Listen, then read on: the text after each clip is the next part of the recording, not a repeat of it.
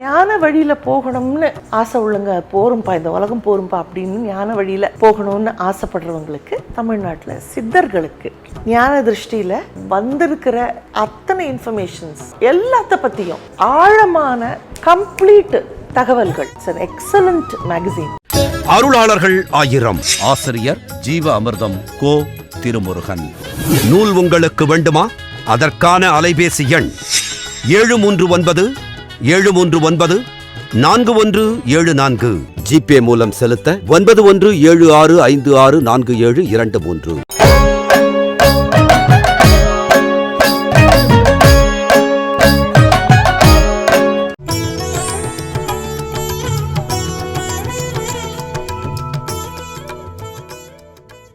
பிரணவம் தொலைக்காட்சி அன்பர்களுக்கு இனிய வணக்கங்கள். மெய்ஞான விஷயங்களை பலவாறாக சிந்தித்து வருகிறோம்.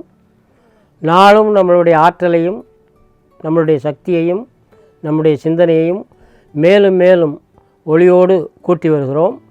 அந்த வகையில் இன்றைய தினம் அன்பும் அறமும் என்பது பற்றி ஒரு சில நிமிடங்கள் சிந்திப்போமாக. அன்பு என்பது எல்லைக்கு உட்பட்டது அல்ல. அன்பு என்பது பறந்து விரிந்து இந்த உலகமெங்கும் சென்று வியாபித்து இருப்பது. அன்பு என்பது ஒரு உடம்பினுள்ளிருந்து இன்னொரு உடம்பிற்குள் சென்று ஆக்கம் செய்வது. அன்பு என்பது தன் வினையிலிருந்து புறப்பட்டு சென்று அடுத்த வினையிலும் சென்று அதை உயிர்ப்படுத்தி தன்னை ஆட்கொள்வது. அன்பு என்பது கங்கு கரையற்றது, எல்லை கடந்தது, பெருவழிகளை கண்டது. 28 வெளிகள் என்று சொல்லப்படும் 28 ஆகம வெளிகளிலும் கலந்து நிற்பது. நுண்ணறிவு உடையோருக்கும் நுழைபலமுடையோருக்கும் எல்லோருக்கும் இந்த அன்பு என்ற விதை பூரணமாக அவர்களுடைய உள்ளில் விதைக்கப்பட்டிருக்கிறது. அந்த அன்பு விதைக்கப்பட்டு இருப்பதனால்தான் அந்த அன்பிலே வரக்கூடிய எல்லா விஷயங்களும், அந்த பூரண அன்பினால் ஏற்படக்கூடிய எல்லா விளைவுகளும் நற்செயல்களாக இந்த அன்பு விளங்கும். இந்த அன்பிற்கு ஒரு எல்லை கிடையாது. இந்த அன்பினுடைய எல்லை பறந்து விரிந்து கடலை விட நீளமானது. அன்பிற்கும் உண்டோ அடைக்கும் தாள் ஆர்வலர் புன்கணீர் பூசல் தரும் என்று திருவள்ளுவ நாயனாரும் அன்பை பற்றி கூறுகிறார். அன்பும் அறமும் உடைத்தாயின் இல்வாழ்க்கை பண்பும் பயனும் அது என்று சொல்கிறார். எந்த அன்பை சொல்கிறார்? தூய அன்பை சொல்கிறார். தன்னை போலவே பிறரை எண்ணுகின்ற அந்த அன்பு பரவி நின்றால் அவன் சாதாரணமாக செய்யும் ஒரு செயல் கூட ஒரு திருக்காரியமாக ஆகும், ஒரு திருவிருந்து ஆகும். ஒரு பெரிய சபையில் ஏற்படக்கூடிய மாபெரும் கிளர்ச்சி, ஐக்கியம், அன்பு அந்த அன்பில் பூத்து கிடக்கும். அத்தகைய அன்பில் ஊறி திளைக்கும் ஒவ்வொரு ஆன்மாவும் ஆனந்தமாகிய தேனை எப்பொழுதும் உண்டு கொண்டே இருக்கும். அந்த ஆனந்தமாகிய தேனை அவன் அருந்தும் பொழுது அவனுக்குள் ஏற்படும் ஒரு ஐக்கிய பாவம், ஒரு ஜீவ பாவம் அது எப்பொழுதும் கிடைத்து கொண்டே இருக்கும். அது வற்றாத ஜீவ ஊற்று போல் அவனுக்குள் இயங்கிக் கொண்டிருக்கும். ஆக அத்தகைய அன்பினில் ஒருவன் திளைக்க வேண்டுமானால் அவன் எப்படிப்பட்டவனாக இருக்க வேண்டும்? அவன் எத்தகைய தகுதிகள் படைத்தவனாக இருக்க வேண்டும்? அன்பினாலே எல்லாம் இருக்க வேண்டும். அன்பால் தொடங்க வேண்டும், அன்பால் வளர வேண்டும், அன்பால் நடக்க வேண்டும், அன்பால் செயல் செய்ய வேண்டும், அன்பால் எல்லா உலகங்களையும் ஆட்கொண்டு தனக்குள் ஐக்கியப்படுத்தி கொள்ள வேண்டும். அத்தகைய வழியில் ஒருவன் இருந்தால்தான் இந்த அன்பினுடைய பரிபூரணத்தை, இதனுடைய முழு வீச்சை, இதன் முழு தன்மையை ஒருவன் அறிந்து கொள்ள வேண்டும்.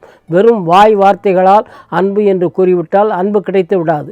அது மகாபெரிய பொக்கிஷம். அந்த பொக்கிஷம் ஞானிகளிடமும் யோகிகளிடமும் சித்தர்களிடமும் குவிந்து கிடக்கிறது.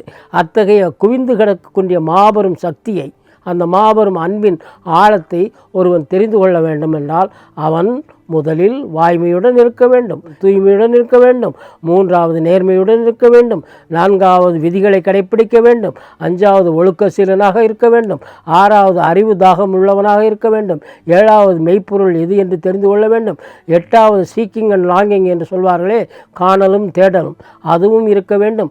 மிகப்பெரிய சத்சங்கம் என்று சொல்லக்கூடிய ஞானிகளின் தொடர்பு கண்டிப்பாக இருக்க வேண்டும். சித்த புருஷர்களின் தொடர்பு கண்டிப்பாக இருக்க வேண்டும்.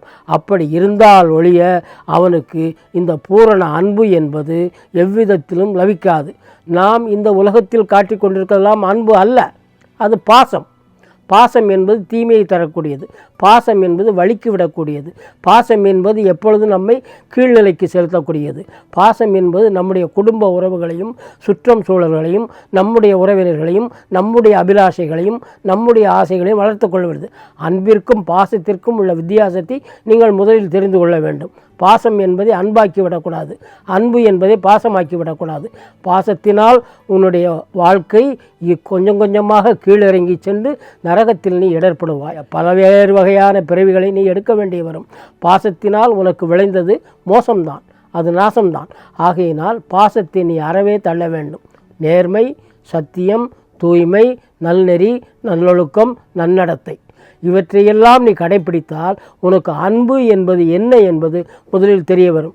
அன்பு என்பது என்ன என்று நீ தெரிந்து கொண்டால் உனக்கு கொஞ்சம் கொஞ்சமாக உன்னுடைய வாழ்க்கையில் ஆர்வம் ஏற்படும். என்ன ஆர்வம் ஏற்படும்?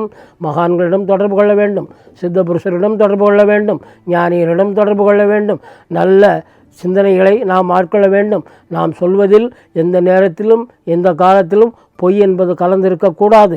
அப்படி பொய் கலந்தால் அது நம்மிடம் விஷம் கலந்த மாதிரி என்று எண்ண வேண்டும். ஒருவன் பொய் பேசுகிறான் என்றால் அவன் தினமும் அரைக்கணமும் தன்னுடைய ஆன்மாவை அழிக்க தானே விஷமருந்தி கொள்கிறான் என்றுதான் அர்த்தம். பொய் அத்தகைய கொடியது, தீமையானது, அரக்க குணமுள்ளது, ஒருவனை கொலைவெறிக்கு தூண்டுவது. பஞ்சமா பாதகங்களில் அது ஒன்று. கொலை, களவு, கள், காமம், சூது என்ற ஐந்தும் அறவே அழித்து ஒழிக்கப்பட வேண்டும். ஒருவனுடைய வாழ்க்கையில் இந்த பஞ்சமா பாதகங்களும் அறவே நீக்கப்பட்டால் நிச்சயமாக அவன் அன்பு வழிக்கு தகுதியாகிறான். அன்பு வழிக்கு அவன் தகுதியாகிவிட்டால் அன்பிலிருந்து தானாக தன்னை மேலே தூக்கி கொள்கிறான். தன்னுடைய நிலையிலிருந்து அவன் மேல் சென்று கொள்ளும்போது பெரிய பெரிய அருள் ஆற்றல்களும் சித்திகளும் அஷ்டமா சித்திகளும் ஞான வரம்புகளும் ஞானிகளுடைய தொடர்பும் தானாக கிடைக்கும். அதற்கும் மேலாக அவன் மனித நிலையிலிருந்து தெய்வ நிலைக்கு உயர்த்தப்படுகிறான். தெய்வ நிலைக்கு அவன் உயர்த்தப்படும் பொழுது அவனுடைய ஒவ்வொரு நோக்கமும் அவனுடைய ஒவ்வொரு நடத்தையும் ஒவ்வொன்றும் வரலாறாக காலத்தால் அழியாத ஓவியமாக மாறுகிறது. இதுவே சித்தர்கள், ஞானிகள், நம்முடைய பெரியோர்கள் நமக்கு சொல்லிக் கொடுத்த பாடம். அன்பினால் விளைந்த பூமி இது, அன்பினால் விளைந்த ராஜ்யம் இது, அன்பினால் விளைந்த தமிழ் அமுதம் இது, அன்பினால் விளைந்த ஜீவ அமிர்தம் இது. இதனை நீங்கள் உட்கொள்ள வாருங்கள், வாருங்கள், வாருங்கள். ஞான வழியில் போகணும்னு ஆசை உள்ளங்க போரும்பா, இந்த உலகம் போரும்பா அப்படின்னு ஞான வழியில் போகணும்னு ஆசைப்படுறவங்களுக்கு, தமிழ்நாட்டில் சித்தர்களுக்கு ஞான திருஷ்டியில் வந்திருக்கிற அத்தனை இன்ஃபர்மேஷன்ஸ் எல்லாத்த பற்றியும் ஆழமான கம்ப்ளீட் தகவல்கள். It's an excellent magazine. அருளாளர்கள் 1000. ஆசிரியர் ஜீவ அமிர்தம் கோ. திருமுருகன். நூல் உங்களுக்கு வேண்டுமா? அதற்கான அலைபேசி எண் 739 739 4174. ஜிபே மூலம் செலுத்த 9176564723.